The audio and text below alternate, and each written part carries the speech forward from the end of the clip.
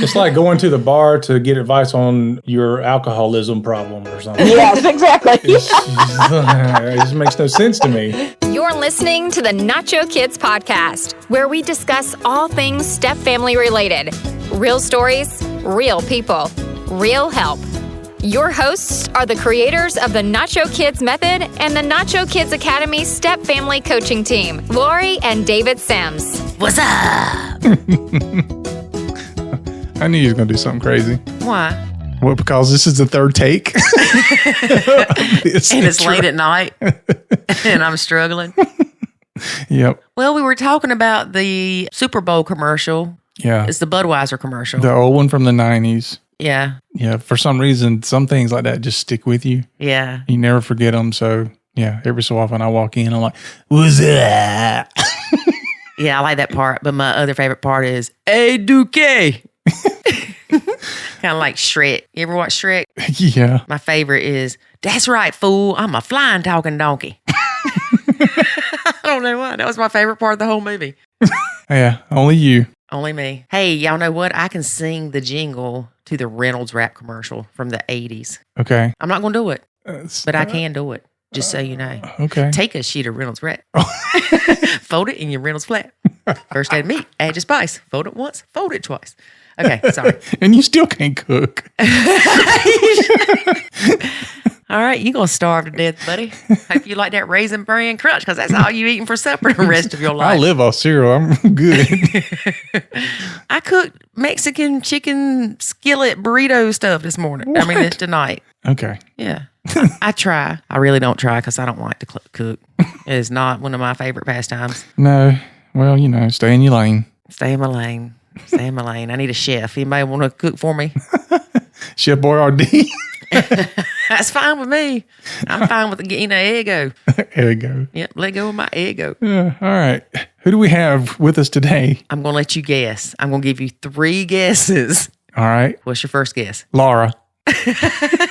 You were supposed to name somebody else. Oh, Jenny. No. Go back to your first one. Brenda. No. I don't know. How many more women do I have to name? I feel like I'm getting grilled here. I feel like my past is catching up with me. Not go down that road. Old dirty trail.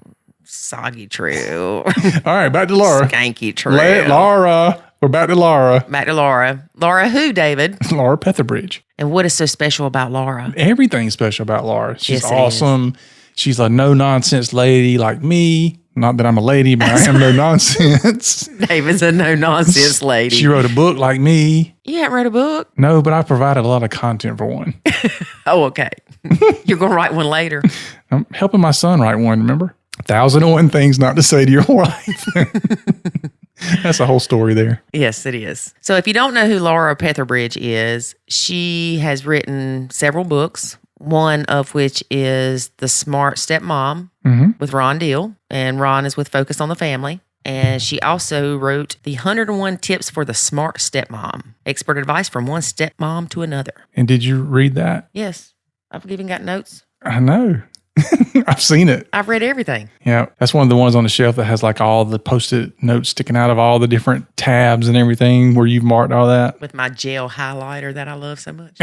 I know. Yep. Okay, let's talk about Laura. And Okay, go. So with Laura, we talk about stepdads and stepmoms and how kids embrace them differently. Mm-hmm. And I think that's really important to bring up. We always think that it's just easier for the men, but there's reasons behind that. And one thing that I believe is I read something, or I probably read it before the internet. Stepdads are awesome. No, that children react differently to male voices than they do female voices. Mm-hmm. And when Jackson was little, I used to put a hat on and go in there and be like, boy, you better get Golly. It's no wonder he's so messed up. Well, I was trying to have that assertive male figure in his life before you came around. Before I came around. Yeah, before you came around. We also talk about the famous expecting stepmoms to love stepkids like their own. Dun, dun, dun. Yeah. Yeah. I'm glad that Laura has the view on that. I think it's quite interesting what she says. I'm going to wait and let y'all hear that. I'm not going to tell you, but it's kind of funny. because I never really thought of it that way. And I did not know this till she told us, which I don't know how I would have known it, is she had 2 stepmoms herself. Oh, cool. Same time? Oh my gosh. Okay, there's not going to be a thud because David's not close enough to me, but I'm going to have to find something to start chunking at him. And this water bottle looks really good right now. Okay, so are y'all ready to hear our interview with Laura Petherbridge? But wait, there's more. There's more. A word from our sponsor. There is a way to save your sanity and your relationship, and it's called the Nacho Kids Academy. In the Nacho Kids Academy, you will learn the skills and knowledge to properly nacho, techniques to handle stepfamily challenges, ways to improve your communication, and much, much more. Visit NachoKidsAcademy.com and sign up today to join other step parents who are seeing the life-changing benefits of nachoing. Again, that's NachoKidsAcademy.com. Welcome to this episode. Today, we welcome Laura Petherbridge, who serves couples and single adults with topics on spiritual growth, relationships, step families, co-parenting, single parenting, divorce prevention, and divorce recovery. She's an international speaker and author of 4 books, including When I Do Becomes I Don't. I think I've been there. Practical Steps for Healing During Separation and Divorce, and the Smart Stepmom, co-authored with step family expert Ron Deal, and endorsed by Gary Chapman, the 5 love languages guy. 101 tips for the Smart Stepmom, expert advice from one stepmom to another, and quiet moments for the Stepmom Soul-a, which is a devotional. So welcome to the show, Laura. Thank you. I appreciate you having me on. You're welcome. So for the listeners, we did talk with Laura a little bit before we got started here, and I've already fell in love with her. She's my kind of woman. David, that could be taken wrong. So she just, I think we have a similar personality, no nonsense, to the point, efficient in our communication. So this should be fun. Great.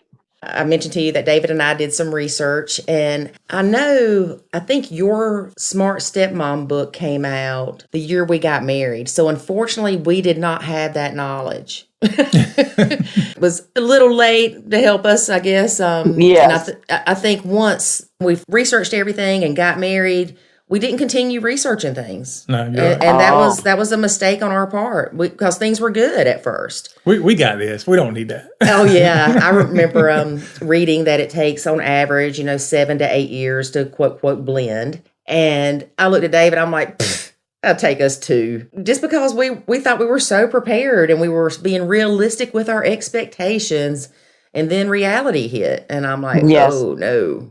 That's very common, just to make you feel better.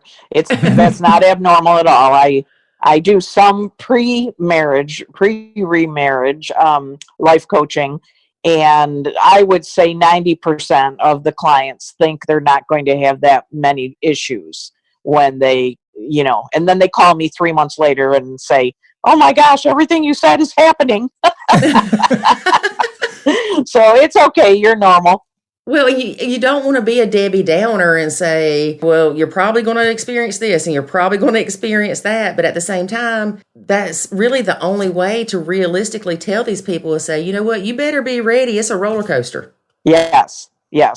And it's true. You do feel like you're being negative. And I have been accused of being negative. And I just say, I'm really not. I'm just trying to give you a dose of reality before it all hits. So yeah, it's just normal. You don't really believe something until you experience it. Exactly. What were you going to say, David? Well, I was going to say, it's funny that, a lot of people would joke around and say, as long as she does what I tell her to, everything will be fine. We'll have a good relationship. But in our case, and in most step family cases, even when the mom or stepmom is kind of following what the dad's asking for, like, I want you to step up and be and fill in the role as the mom, and I want you to act like their mom and do some parenting. When they do that, that's when things often go south. Mm-hmm. Yes, that's very true. And it is so hard to get the dad to understand that the new wife cannot just jump into that role and assume a parenting role. And if she does do that, it's normally going to be met with a great deal of resistance, anger, it's the biggest mistake step-parents, both stepmoms and stepdads, it's the biggest mistake that they make is try to jump into that parenting role way too quickly. And a lot of people do it. Being a mother myself, it's almost like deep down inside, this is what you're supposed to do. You're supposed to help take care of things. You're supposed to help with the kids. You want to help your husband, but also it's almost like something inside of you is just that motherly thing to take care of things. And you don't realize that it's going to bite you in the butt. Right. And that is why children are more resistant to a stepmother than they are a stepdad. They often view a stepdad as a positive in the family because often mom was not making very much money. So now they're living in a nicer home. Maybe they have nicer, things in the home. Single parent moms are often, struggling financially. So they view the new stepdad and the new life with him in it, if he's doesn't step in and try to be a dictator, they view that as, wow, our life has improved, where they do not have that feeling with the stepmom. And that is because as women, we do, number one, we like to be in control of our home. Number two, we tend to step into that parenting role much more quickly than we should. And that causes resistance. So kids in general embrace a stepdad much more easily than they do a stepmom. We've definitely experienced that in our situation. I originally thought it was because my son was younger when we got married. He was only 4 and David's kids were 9, 9, and 10. And I thought that Jackson being 4 years old is why he and David didn't have the struggles that David's kids and I had. Yes. But I come to find out it's more because David's the man. Because I'm awesome. Well, and David asked Jackson last night, he said, your mom said that we get along good because you were young when we met. And he said, I told her it's because I was awesome. He said, yeah, you're right. Or something like that. That's great. Yeah. It's hard. And I think even though David and I thought we had realistic expectations, we just realized that wasn't working. And we talked to the kids and we talk to them still about things that have happened. And Branson, one of the ones that we've had do a podcast with us, he said that he felt like a stranger was coming in and telling him what to do. Yes, that's exactly how they feel. And then he felt like that this same stranger was taking control of his dad and making his dad do things. She was. Yeah. Yep. So it's funny to get their perspective on things, how they felt throughout the process. I thought that they really, almost the straw that broke the camel's back was me fussing at them about something. Yes. When actually Branson told us the biggest thing was when something happened, they were all playing. My son got hurt. I asked them what happened. My son told me his side. They told me their side. I believed my son, and that's all it took. They wanted nothing to do with me after that point. Oh, yeah. Well, see, they're feeling like there's favoritism there, and that causes resentment. So there you go. And so often step-parents don't want to hear that. I lovingly and encouragingly try to explain that, in particular to stepmoms. But so often they're just, no, I don't play favorites. Well, they have to take a step back and really take a look at what they're doing and how they're responding. Because sometimes we're doing things we don't even realize. Exactly. And we actually asked Ron Deal this question when we were talking to him. One thing as a stepmom that is a trigger, it seems, for the ones that are struggling anyway, is when another stepmom says, you should love them like your own. Yeah. And I see that and I'm like, you can think that you love them like your own, but in reality, I don't love them like my own. I love those kids. But nothing like my own. And even, again, talking to the kids, they said they would be offended if their dad loved my son like his own. Yeah, it's really setting the step-parent up for such an unrealistic expectation. And, I've been doing this a long time. I meet very few stepmoms. There are a handful that really, I think, genuinely do feel that way towards the child. Mm-hmm. And it's usually stepmoms like me who are childless, who do not have their own biological children. But even me, without biological kids, I feel a different relationship with my nieces. My brother's daughters are more like my own than my husband's children. Right. Now, that doesn't mean I don't love them. I love them very much. But it was a love that took work. It took prayer. It took time. Mm-hmm. Where with my nieces, I fell in love with them the moment I looked at them. Exactly. They didn't have to do anything. I didn't have to do anything. It was just a natural love that came. And with Steve's sons, now they were 11 and 13 when I met my current husband. And, you know, they're in their 40s now, so it's been a lot of years. But it took many years of me praying and desiring to be a good influence in their life, and recognizing the only good thing that came out of my parents getting divorced was that I knew to not try to become another mom. You know, so I didn't struggle with that because I had two stepmoms growing up, and I knew how hard it was on me as a kid to have a mom and stepmoms. So I never wanted to put that pressure on my stepkids.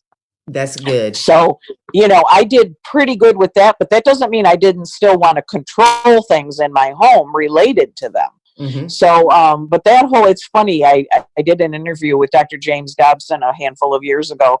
And when I told him that that was a common thing that stepmoms hear, that, you know, well, you should love them like your own, he burst out laughing. He said, that's absolutely ridiculous. I know. And so even, you know, I mean, anybody with any kind of training in the mind or psychology or anything that understands relationships through those eyes is going to recognize, no, this is a chosen love that you have to work on.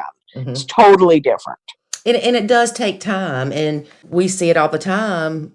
People trying to rush and to force that blend and that bond. And you can't do that. You're making it worse. You're creating more resistance. You're creating resentment. You have to let those things happen naturally. And I had to learn to love my stepkids for who they were and their own little quirky personalities. And I don't even love all them the same. I love them differently. Yes. Yep, that's very true. Yep. And very common. Yeah, it bothers me when I see that, because I'm like, oh my gosh, y'all shouldn't be putting other stepmoms down or making them feel like they're failures because they don't feel this way. Yeah, I mean, probably the first handful of events I did for stepmoms, when I would say I didn't naturally love my stepsons, and that in the beginning I didn't like them, and that it took time for me to love them, and it was a chosen love, and that it was work. I mean, the women in the audience would just cry, and they would come up to me afterwards and say, I've never been able to tell anybody I feel exactly the same way, but hearing you say it has given me so much relief, because everybody else around me tells me that I'm wrong to feel that way, if I even reveal that I'm struggling. Mm-hmm. And they make me feel guilty, like I don't really love them enough. And I thought there was something wrong with me, and you're making me know this is normal to have this emotion. So after that point, I'm very comfortable sharing that I did not instantly love my stepkids. Let's face it, these are children that your husband had with another woman. Yeah, reality check. I mean, don't remind me. If you just take a step back, it makes total sense to think about, why would you be madly in love with children your spouse had with another woman? Yeah. So, you know, I mean, and we can go even into biblical times where you know, those women weren't crazy about it either. So. Yeah, this is very true. Yeah, that's definitely true. So let's switch gears a little bit and go into some of the tips in your book. And one of them is actually tip number 16 for anybody who has the book. you talk a little bit about what we have come to call the guilty parent syndrome or guilty dad syndrome, or I like to just shorten it to GPS. Yep. Yep. So how often do you see that? And I'm assuming it's typically the dad more so than the mom. Yes, it is much more often with the dad. Now, part of that is because, courts are changing. Like when my parents went through a divorce, we saw my dad every other weekend, Friday through Sunday. Well, the laws now have a lot more families 50-50 where the kids are, with dad half the time and mom half the time. Right. But in particular, if dad fears losing his kids, if his ex-wife or his ex-partner threatens, you're never going to see these kids again. If he fears that the kids aren't going to like him, or, if causing any ruffle, and any kind of arguments, he's afraid he's going to lose his kids, he will definitely parent out of guilt. And not that moms don't do that, sometimes do too. They can, but it is more common in the men. The dads, that they struggle with setting any boundaries with their kids because they're afraid that means the child's not going to come visit them anymore. Yeah, my son goes to his dad. I've got the old-fashioned version of visitation with his dad. The old-fashioned. Yeah, where he goes every other weekend, and then he goes, a couple of weeks during the summer, a week at Christmas kind of thing. But I'm guilty of the guilty parent syndrome, and it's because I don't want to fuss at him right before he goes to his dad's. I don't want to fuss at him right when he comes back. And goodness gracious, I surely don't want him to say, I want to go live with my dad. Yep. I really think, and David and I have talked about this, I think if we would have had what everybody calls the nuclear family, I think our kids, we would have been a lot stricter on them. Yes. Yeah, that's very, I think, well, and see, you come together as a unit when it's your biological family. Mm-hmm. See, in a bio family, even if the husband and the wife don't 100% agree on how to parent, if one's more lenient than the other, you never hear one parent saying to the other, well, you don't really love Johnny. That's, you never hear that. Yeah. But in a step family, the biological parent is often viewing the step parent as not loving their child the same way they do, or seeing the child through that same lens. And they're 100% correct. The step parent doesn't see the child through the exact same lens. So that's why we'll get the step parent coming across as much more harsh, much more rigid, wanting to set stricter boundaries. And sometimes it's a good thing, sometimes it isn't.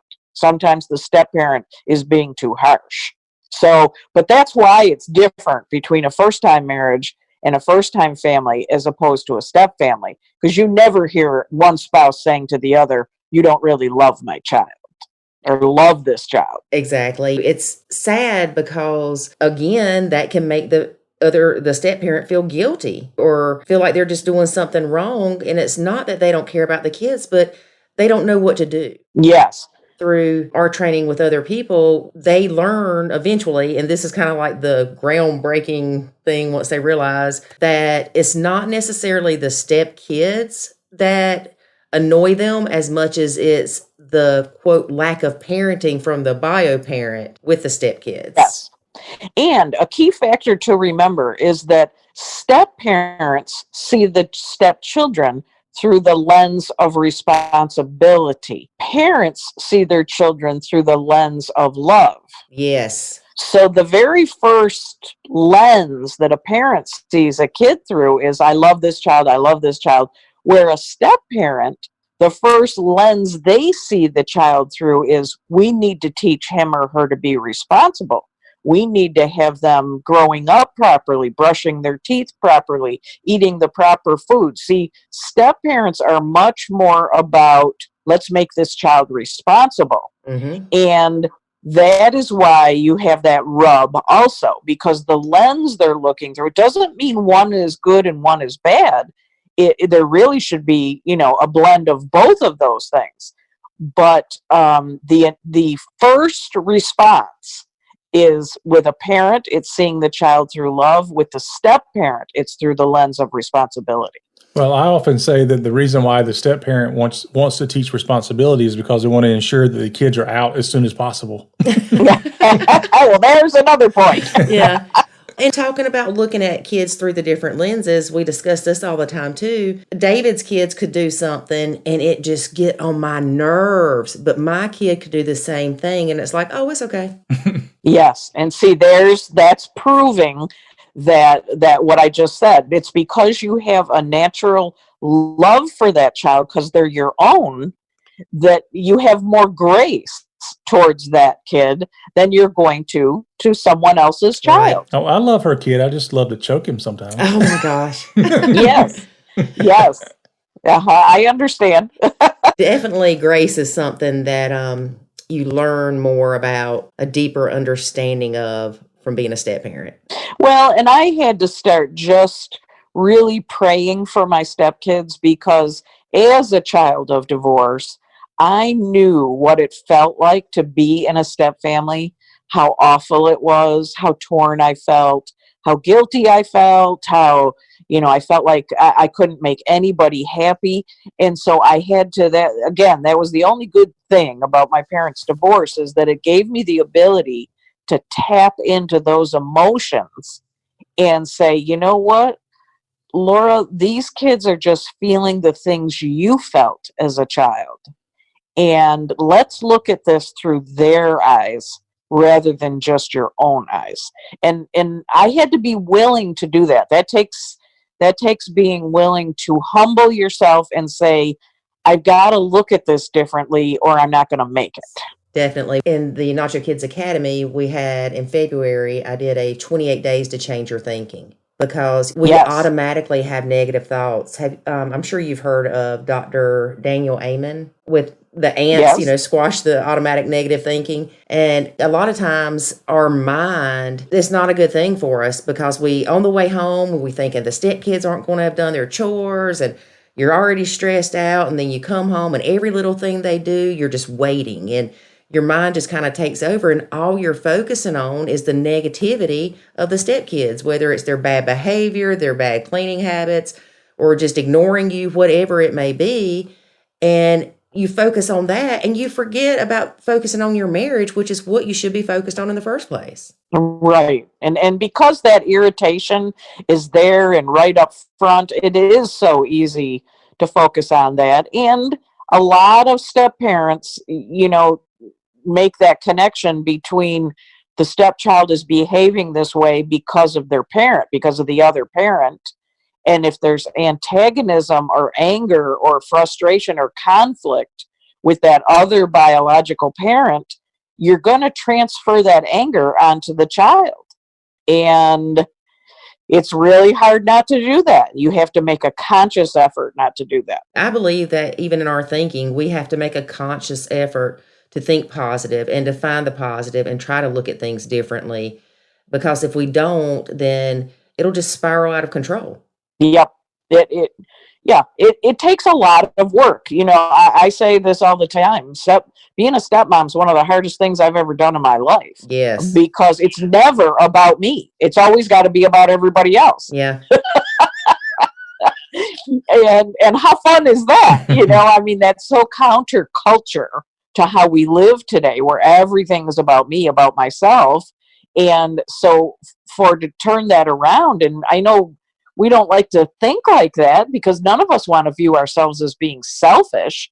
But really, when you're a step parent, it's never about you. It's always about the kid or the marriage or the husband or it's always about somebody else. Yeah, unless it's about you being wrong, like in my case. Yes. And then there's that. When I realized that I was creating my own misery, I also had to come to the reality that, you know what, I'm kind of the problem. And I didn't like that. Nobody likes to feel that way. And then I decided to rephrase that and say, it wasn't really me that was the problem. It was my reactions to things. Yes.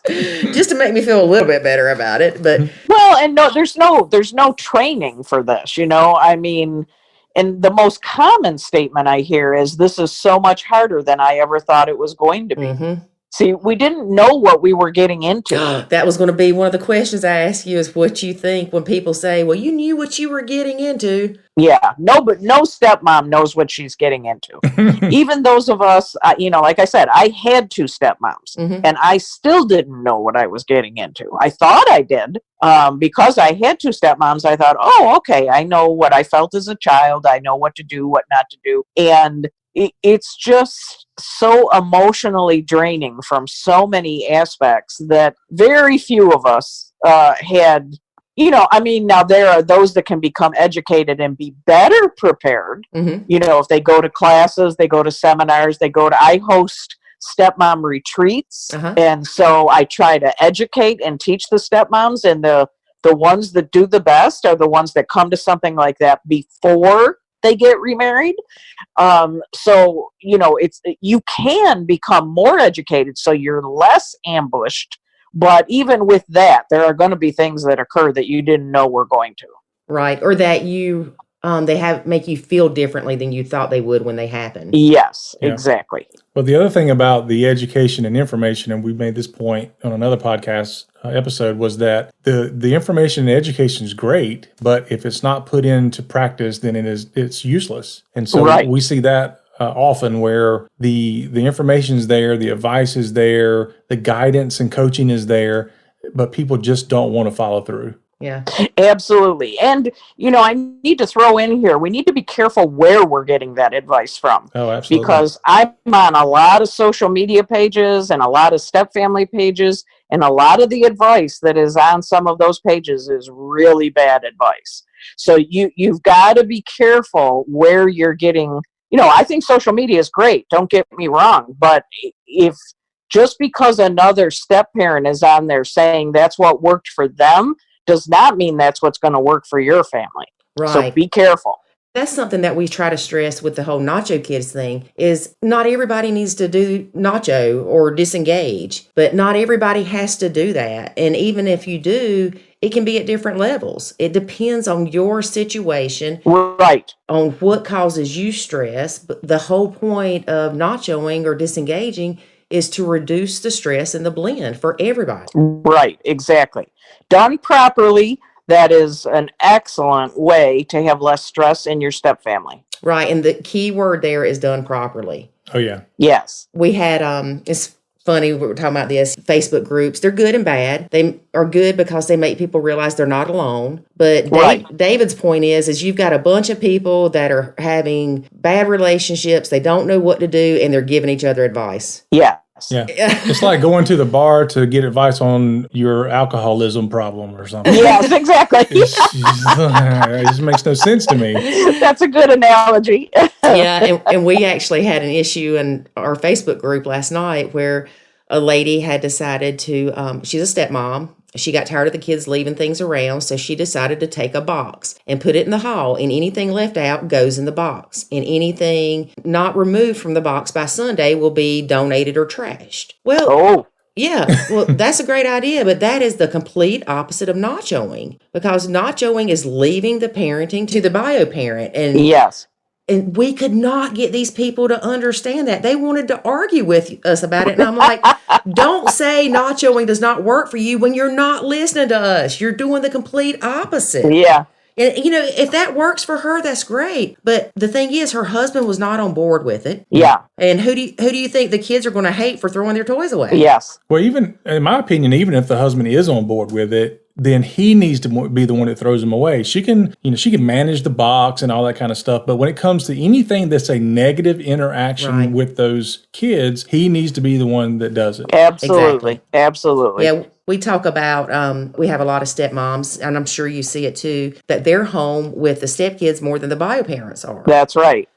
And we found that the one thing that seems to work really good for that is if there's house rules agreed upon by the bio parent and the step parent, but they're explained by the bio parent to their kids, And when the bio parent goes to leave, they're like, remember, I asked your stepmom to make sure these rules and consequences are enforced in my absence. That's right. And with technology today, there is no reason that a dad can't call or text and check on his kids and then turn around and talk to his kids and say, why haven't you done your homework? Instead of the stepmom having to do all this stuff. Exactly. And see, then she looks like the kids start thinking, if it doesn't come from dad, the kids start thinking, well, my dad's just going along with this because he doesn't want to deal with his wife. He doesn't want to deal with my stepmom. So if she wasn't in the picture, he really wouldn't be asking me to do this. Yeah, David said that the kids used to ask him, is this what you want us to do or what Lori wants us to do? Yep. Yes. See? They know they're not stupid. Yep. One thing we learned when I first started nachoing, I couldn't do it fully. I guess because I was so engaged, I just couldn't give up that control. That's what I felt like. And so I would text David and I would say, so-and-so's not doing their homework. That way he could come in there and go, why aren't you doing your homework? And the kids never knew that it was me. Yeah. There you go. Until eventually David's like, stop texting me. If it's coming from the biological parent, you're going to get way more results than the step parent because they don't have that bond. You've probably heard the old rules without relationship cause rebellion. And that's what it is between a step parent and a stepchild for the first handful of years. Rules without relationship cause rebellion. And, there is still going to be rebellion to the biological parent. Of course, they're going to go, I hate you. I don't, you made me do this. But there's a natural bond that was built with that parent from when they were little growing up that they default to when they're not in that angry mode, where they don't have that with a step parent. Right. In your book, tip number 21, setting healthy boundaries. Yes. I love the analogy you use or the story that you use about the little girl needs to take her medicine, but she would fight the stepmom every morning about it. Yep. And so the stepmom's finally like, look, I'm not doing this anymore. Dad can get up early. He can take care of it. And guess what? That's worked. Dad didn't have any issues with it. He's like, here, pop this in your mouth, swallow it. And see, I actually know that couple personally that I use that story. And he was angry with his wife or, well, that means I might be late for work or, that means they're going to have to get up earlier. It made life more inconvenient. And so he was not happy about it and kind of got angry with his wife for setting this boundary. But she knew that if she did not step back, that this was just going to be a war for her every single day. And so, as soon as he had to do it, it was like within 2 days, the kid was taking his medicine. Right. And we find this a lot, too, that when the step parent tries to step back or mentions stepping back, the bio parent gets upset and they're like, I didn't marry you for you not to help me or you don't love my kids. And what it is, they're trying to put their responsibility on the step parent. That's right. Mm-hmm. And it's different to help somebody with something than to take over. Yep, absolutely. And if you, as their parent, don't want to do it, why do you think the stepmama wants to? Yeah, exactly. Or they want the step-parent to fix something that they've broken. And that can be, I see that a great deal also with a stepdad, where the mom was very lenient with their kids because either she was tired or she's working all day. She doesn't want to discipline. She comes home, she's exhausted, or the kid's just hard to deal with. And she gets married and she expects her new husband to come in now and, make everything a tight ship. Well, that's going to backfire big time. So, often the parent was not a good single parent before they remarried. And so when I do pre-marriage, remarriage coaching, I often talk to them about what kind of a parent is your fiance being not married yet. Do they set boundaries with their kids? Because if they're not doing that now, don't think they're going to do it after you get married. Yeah, exactly. So, and we tend to overlook those things when we're dating somebody. Well, and speaking of dating, I dated David. I didn't date his kids. Right. So again, you have to take time to let that relationship build. You can't build it seeing these kids once every other weekend for a year or 2 years, however long it is before you get married, and expect them to have a relationship with you, especially when they've got the negativity of their mom saying negative things about you. They've got to learn to trust you for who you are, but you can still be a positive role model and a mentor and a confidant to these kids without being a quote, quote, step parent. Yes. And kids often like the person their mom or dad is dating before the wedding. I've lost count of the number of couples that have said to me, we don't understand what happened. The kids absolutely loved, my husband, my wife, before we got married. Once we got married, it was like a light switch flipped. And all of a sudden, now they can't stand them. That's because the child knows they've been moved to the back seat. Yes. And they know that a part of them has lost the relationship, at least in their mind or emotionally. They know that someone else has now invaded their home and they don't like it. Right. And so that's very common. One thing I remember, one of our stepkids, or my stepkids, our stepkids, we couldn't have our stepkids, could we? One of the stepkids, it bothered him that I was redoing stuff around the house. Yes. And he would get mad. All she's doing is putting brown stuff everywhere. I didn't even think about it at the time, but to him, that was taking away what he was used to. Yes. I was kind of changing things, and he'd already been through enough change recently. Yeah. That's right. They don't want any more change. And see, that's destroying the dream that one day that child will have his biological family back together. Exactly. And all kids, whether they will admit it or not, or say it or not, want their biological family back together. Now, that doesn't mean they want all the turmoil and the fighting and all the angst. I'm not saying that that's what they mean, but they dream that one day it won't be fractured. And so when we come in as a step parent, again, this is much more a stepmom, and we start changing things, in particular in the home that they grew up in, oh boy, that can get really ugly. Yeah. Tip number 22 in your book talks about learn what hill to die on. Yep. That's a war phrase, and it's pretty much, you've got to decide, because you're going to have numerous areas that are turmoil and where you don't agree. And if you make everything a hill to die on, then when you get to the really important ones that are like super, super life and death kind of stuff, it's just going to feel like everything in the home was argumentative. So, and I often share that for me, when I was first dating my husband and then we got married, his kids, didn't like to eat anything other than pizza and spaghetti and, a few foods. And I was determined they were going to start sitting down and eating turkey and mashed potatoes and like. How did that work for you? Yeah. I mean, I turned that into a huge battlefield, and it was one of the largest mistakes I made as a stepmom, because if both of the parents were okay with that being their diet, for me to come in and try to change that was so foolish, because they were not my children. Exactly. And we say you can't care more than the bio parents. Right.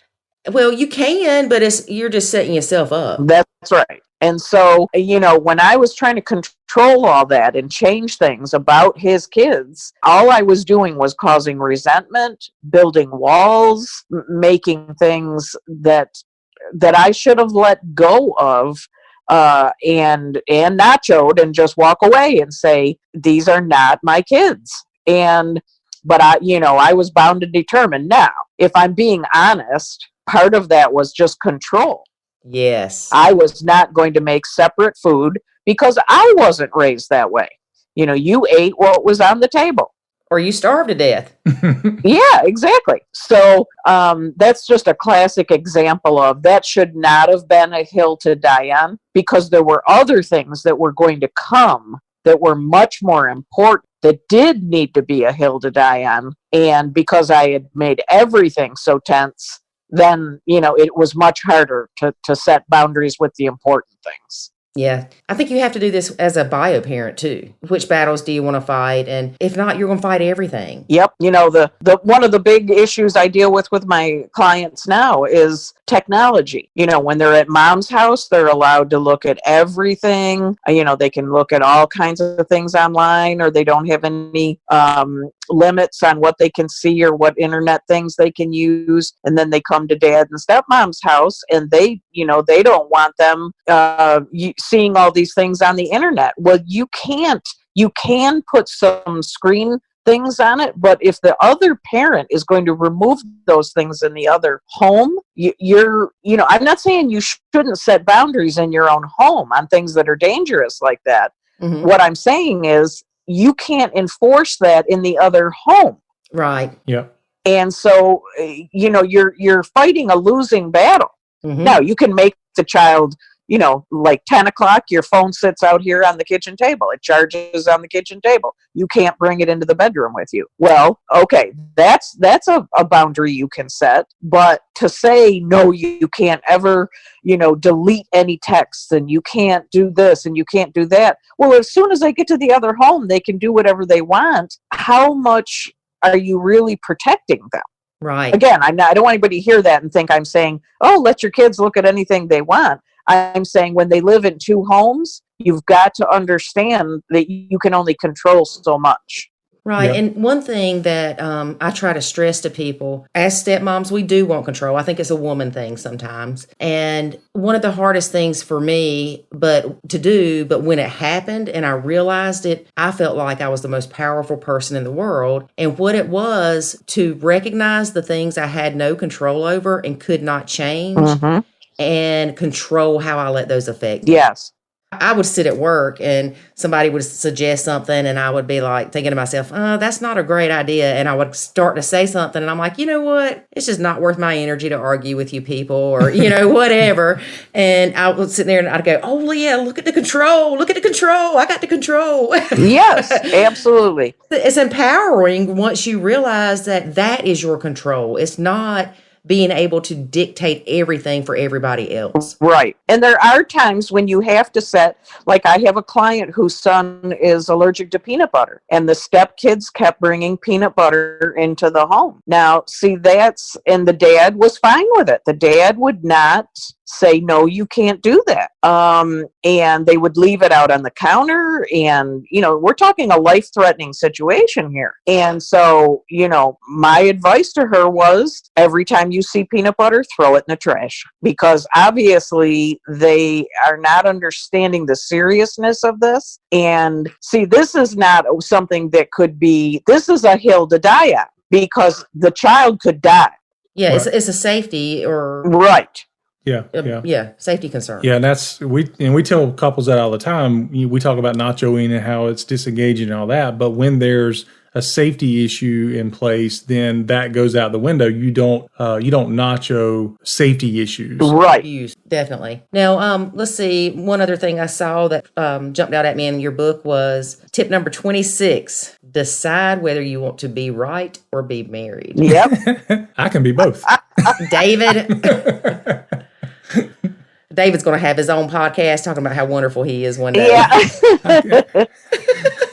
I'll just let you do it for me. And that's really true in any marriage, not just a step family. It just happens to come up, I think, more often in a step family. And, I'll go back and use the example of the food again with Steve's kids. Was I right that they should have eaten healthier? Yes, I was right. But if I kept pressing that and kept building that wall because it was separating Steve's kids from him because they didn't want to be around me, which meant they didn't want to be around him.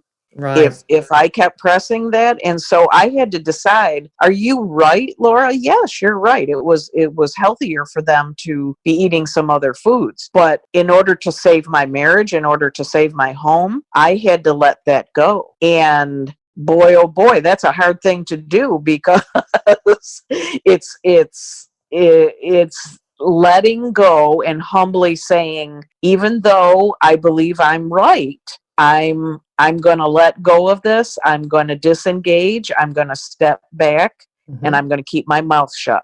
Yeah. We see this a lot when the step parents are complaining about the step kids not doing chores or, leaving dishes in the bedroom and, just basically kind of, just not doing a whole lot and pulling their weight. We see that very thing where sometimes a stepmom is, they're right in that the kids need to have more responsibility, and they're right that the kids should clean up and not be nasty and leave food in their bedrooms and all that. All that is correct, but it can create one heck of a battle. Yep. And nobody likes anything negative being said about their kid. That's why the number one rule of Nacho is say nothing negative to or about the stepkids. Yep. Yes, that's absolutely right. And I had to learn, because I was raised in a home that was very critical. I had very critical parenting. And so, I can easily be a critical person. I had to learn that even when I did have to approach my husband about something that I felt I should at least mention, and, in addition to that, I learned there weren't nearly as many things that needed to be mentioned as I originally thought. But when I did need to mention something, I had to do it in a different way. I had to do it with questions like, how do you think that is affecting your son when he makes this choice? Not accusatory, like, well, did you know he's being irresponsible? I had to learn to approach it in a different way, in a gentler way, in a less accusatory way, because who isn't, it's the same thing with me. It's okay for me to say something negative about a family member, but if you say something negative about my family member, my claws are going to come out. Yep, exactly. Yeah. And so it's the same way with stepfamilies, and you just have to not only be careful about what you're saying, but how you're saying it. Oh, yeah. You just have to be more gentle that way. And again, it's not easy to do. It takes a lot more effort and work. And yeah.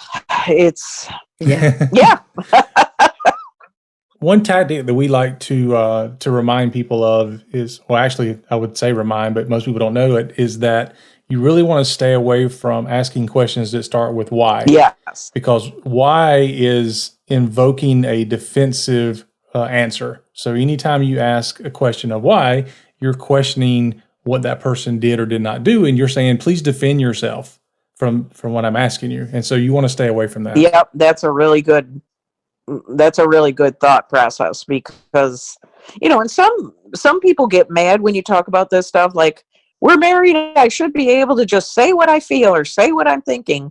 And again, it goes back to, do you want to be right or do you want to be married? It just takes a lot more work doing it the way that's going to bring better results. Yeah. Right. Maybe we should start like tactical step parenting. Yeah. Hey, I'm writing that down. Tactical step parenting. One of the things that we try to tell people too is, if the kids are leaving their mess, don't pick it up. Ask the dad to do it. Yep. Don't say, hey, your lazy kid left the orange juice out again. Just, when he walks in the kitchen, go, hey, can you put that orange juice up? Or, can you help with the dishes or something, to where you're kind of going, your lazy kid did this, without saying that. Yes, exactly. Yep. Yeah.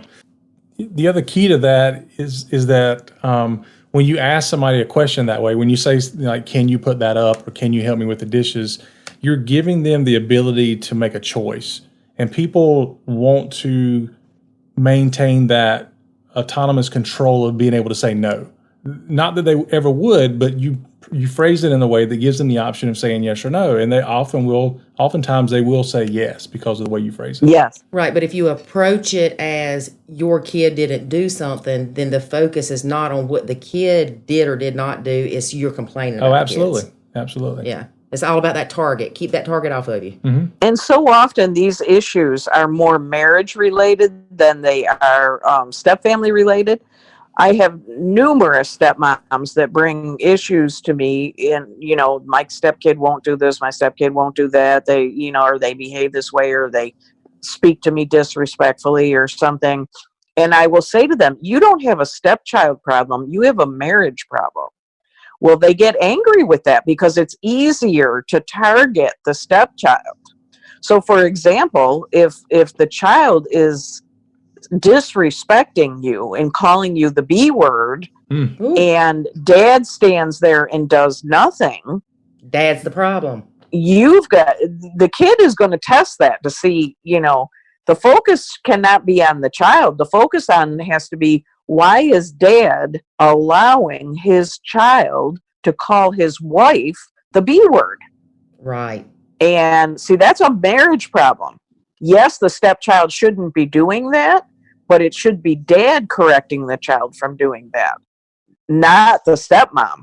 Exactly. And we see a lot of times too, a lot of the step family issues, even between the kids, they would be issues if it was a nuclear family, the kids fighting, not getting along. Right. But because it is a step family, it's like intensified times 100. Yes. Because they're not their kids. And so those emotions rise up with that. Absolutely. But even in this example, say if I was the mom, the biological mom, and my child called me that word, or anything else disrespectful, I'd feel totally comfortable saying, I am your mother and you will never speak to me that way again. And, this is going to be the consequence of that. You don't have a phone anymore. You don't, you start taking things away. Whereas the step parent, if I try to do that, it backfires.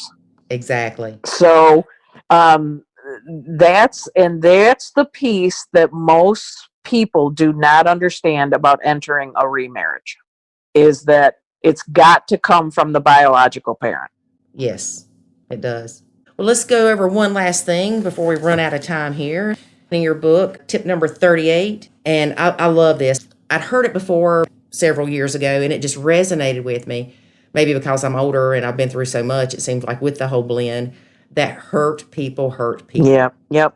And it's true. And even I try to remember this when I go to the grocery store and the person that's, the cashier or whatever, if they're just like almost grumpy or mean, or you can just tell they're not happy. I try to remember that it's not me that they have an issue with, that they're hurting some way. Yes, that's absolutely right.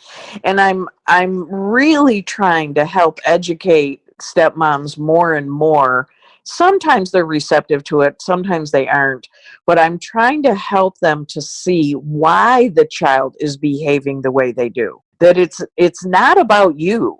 They may even like you or be glad that you're, in the home, but they're going to hide that because of the turmoil that is going on inside of them. And one of the mistakes we have made in our society is this whole kids bounce back quickly, divorce doesn't really affect them that much.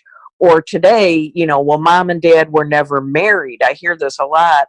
Well, my husband was never married to their mother, or it was a one-night stand, or they were only together for a couple of months. When the stepmom thinks like that, and they view this as, well, the child isn't really hurting that much because the parents were never really married, or the parents, had a bad marriage, or the mom's the one that walked out. They're totally missing the point that the reason the child is behaving this way is because they have pain, turmoil, fear, anger, frustration. They have all these emotions inside of them, and kids' brains are not developed. They're not fully functional yet. And so they can't communicate that emotion the way an adult can. Today, we've pushed the brain development back to, they're saying now it's pushed back to 25 or 26 years old, where the brain isn't fully functional until, it used to be like 16, 17, 18. Now it's pushed back even later in life. And so when you don't have a fully developed brain, you're going to react to those emotions in very unpleasant ways. Mm-hmm. Oftentimes they don't have the skills to do that either. Like we're not allowing kids to develop problem solving skills. Yes. Interpersonal communication skills, coping skills. we're shielding kids from those from developing those skills these days, and that is also something that affects them. Yes. That's really scary. This could get pushed out to where people's brain don't develop till they're 50. Yeah. I mean, it's actually scary. The technology, them being on computers and being on their iPhones and being on, in electronics, it's preventing them from learning life skills that they need, interaction skills, communication skills. And so this is one of the reasons why their brains are not developing in that area nearly as well. And it's causing them to stuff their pain inside more than learn how to cope with it.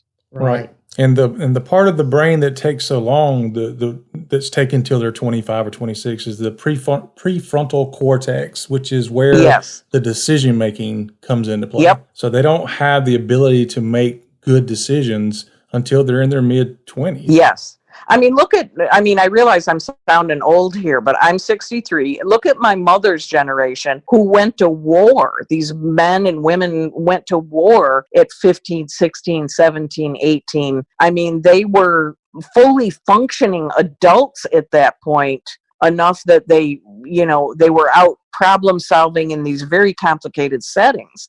Mm-hmm. And I worry about our generation. What if, they need to have to do some serious things like that, like go to war or protect, their family, or, they won't have the coping skills to be able to do that because their brains are so delayed. It really is. This is why you see so many kids not leaving home. That's a huge issue in step families today, that the kids are 25, 30, 35. They're still living at home. And when I was 18, I couldn't wait to get out of my parents' house. Yeah, I know. Yeah, we talk about that all the time, how we were ready to go. You couldn't get us out fast enough to get us into an adult life. And exactly. So those things are connected. So you're absolutely right. Yeah. Well, we probably shouldn't tell step moms that their stepkids aren't going to leave until they're 25 or 30. They might just go. Yeah, because stepmoms have this app on their phone that's the countdown till the child turns 18, because they think the child just magically disappears. Good luck with that one. That I had that fear that we were going to end up with two of David's kids, if not more, still living here when they were, collecting retirement. And they're all gone. It happens. You may not think it's going to happen, but they do disappear. And the funny thing is I miss them. Yes. Yeah. Yes. And see, now I have grandkids, and see, they don't view me as a step anything, because I've been in their life since they were born. Right. So this is the perk of hanging in there, is that, I have two grandchildren now, and I'm just Nana to them. I am not step Nana. And now the biological grandma is deceased. So, I won't lie, that makes it a little easier for, there not to be an interference there. But, it really, if you hang in there and do the right thing and learn the practical, good, healthy ways to do this, there can be benefits. There can be perks. So sometimes we focus only on the, some of the complicated things, but it does happen over time if you just stay diligent. Yes. Right. And that's very important to see that the light at the end of the road is not an oncoming train. Yes. Well, Laura, it has been absolutely fantastic having you on the show. And before we end here, though, I do want you to tell the listeners, how can they find you and your resources? Yes, thank you very much for doing that. My website is thesmartstepmom.com. thesmartstepmom.com. And I have a blog on there that's free, so I write on all different subjects. And I write for numerous magazines, online magazines, so there's always articles there too. And I normally do a stepmom retreat once a year. This year it'll be in September in Nashville. So all the details on that are there too. Yeah, you've got something coming up like Cowgirl, something or other. Yes, Cowgirls on the Beach. Now, that has nothing to do with step families. Okay. But, I mean, there are a lot of stepmoms that come to that, but it's not a step family focused event. That's a women's event. But those Cowgirls are some of the most fun laughs. The music is fabulous. So, yes, I speak at Cowgirls twice a year. That's awesome. That's interesting. Yes. Well, like David said, it has been a great pleasure speaking with you, and I hope that we can have you back on in the future. Well, I would love that. And I appreciate your heart for step families and just your compassion and just, that you really are invested. I appreciate that. And it's been a joy speaking with you. And we appreciate you. You too. God bless you. Bye-bye. I love Laura. I can't say that. What? Because you'll get mad. I do not get mad if you love Laura. I love you, Laura. We love you, Laura. It was great to have you on our podcast. It was. Like she's listening to us now. Hey, Laura. I know. She's a like-minded individual. Yes. No nonsense. Mm-hmm. I enjoyed speaking with her about guilty parent syndrome, getting her views on that. Mm-hmm. Especially when she said step parents see the stepchildren through the lens of responsibility, and parents see their children through the lens of love. Oh, yeah, absolutely. Yeah, that's why your kids didn't get on your nerves as much as they did mine. Right. And they still don't get on my nerves like you do. Wait a minute. Your kids don't get on your nerves like I do? That's exactly what I said. I know. Isn't that what she was trying to say? No. That's what I took from it. Oh, goodness gracious. That whole perception thing or interpretation, whatever you want to call it.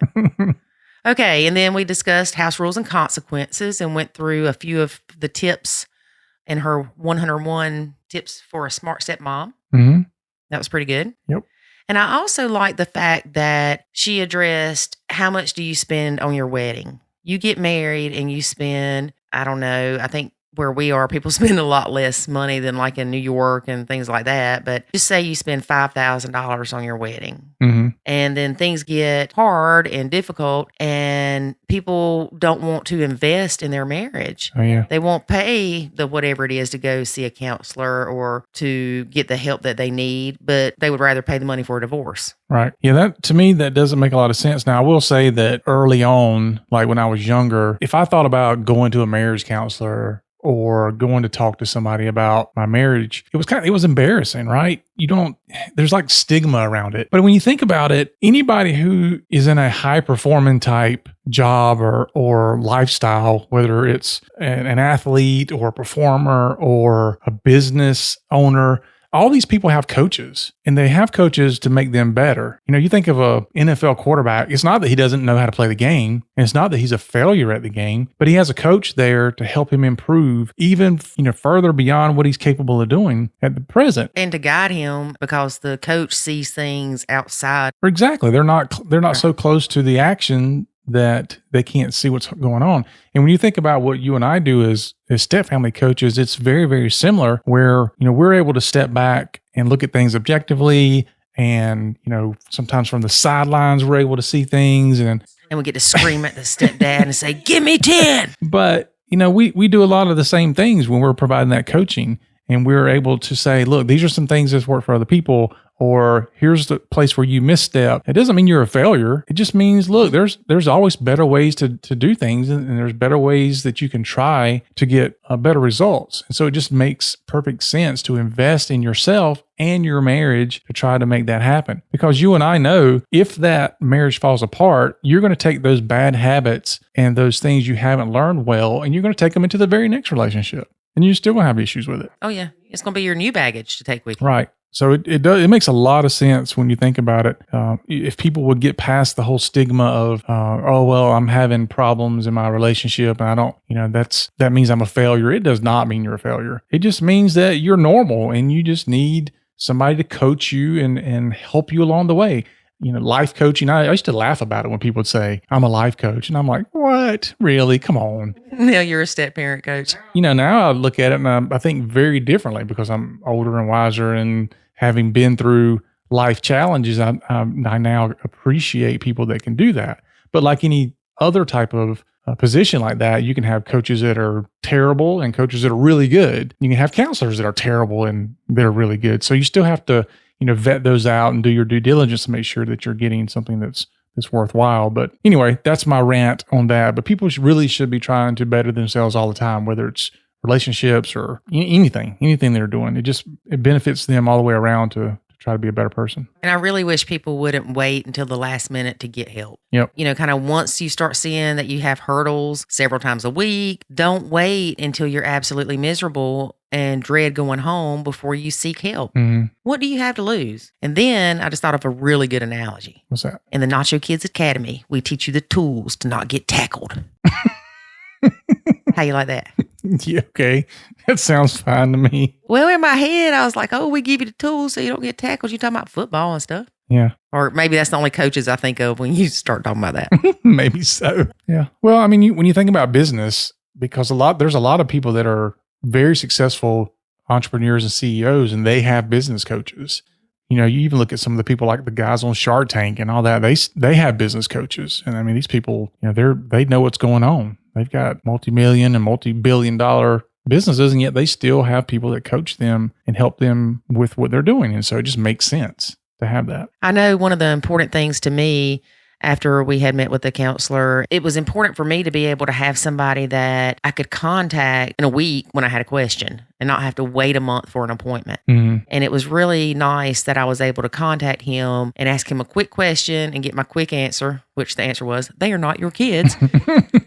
But I still needed that. And I needed to make sure that I was doing what I thought I was doing right. And so it was really good to have that and important for me to have that. And that's why in the Nacho Kids Academy, we find it so important to respond to people through the private community at least once a day. Yeah. Yeah. So you have the coaching calls twice a month, and then you have the forums there all the time, because you don't want to go an entire month or even a week or a day even where you have a question, am I handling something properly, or what happened here? Because there's a lot of times when like a stepmom will come in and they'll like, this is how this played out, and what in the world happened? What was he thinking? And then sometimes it's like, well, what do you mean? What was he thinking? He was responding to what you did. And then when you get them to think about it, they're like, oh yeah, I didn't really handle that very well, did I? I'm like, nah, not really. Yeah. I like the ones that say, well, I'm going to talk to my significant other tonight about Nacho. And as soon as I read it, I reply and I'm like, whoa, wait. Slow down. Wait. Let's go over a few things. Let's make sure you do this properly. Oh, you're coaching them. Yeah. See how that works? I need a physical trainer coach. Yes, you. Wait a minute. You better hush your mouth, David. All right. So that was an awesome interview with Laura. Absolutely was. And we hope to have her back on in the future because she has got years of experience with this and the knowledge and the research that she has behind writing her books. And she's just awesome to talk to. Yep. We will definitely have her on again. She's like a ray of sunshine. All right, folks, that is our podcast for today. Make sure you please head on over to iTunes or wherever you listen to your podcast and give us a 5-star review. We love it when you do that. You can also reach out to us at contactus@nachokids.com. If you have a question, leave it. We might even answer it. Who knows? David, we will answer it. All right, for Lori and myself, remember, life is good when you nacho. Peace out. Boy Scout. Thanks for listening to this episode of the Nacho Kids Podcast. Find us online at nachokids.com. Until next time, remember, life is good when you nacho.